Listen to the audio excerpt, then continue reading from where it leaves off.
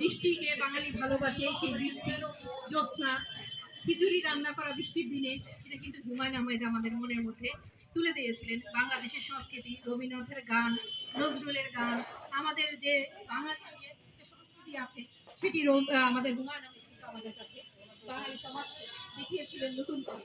এবং আমরা হুমায়ুন আহমেদের যে নাটকগুলো দেখেছি, পুরো বাঙালি আমি বলবো তখন পৃথিবী ছিল, একসাথে আমরা দেখেছি, একসাথে আমরা কেঁদেছি। কাজে যিনি আমাদেরকে সবাইকে একসাথে কাঁদিয়েছেন, একসাথে হাসিয়েছেন, এই হুমায়ুন আহমেদ।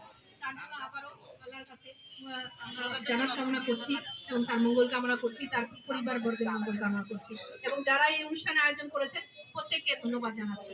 জয় বাংলা, বাংলাদেশ চিরজীবী হোক। আসসালামু আলাইকুম।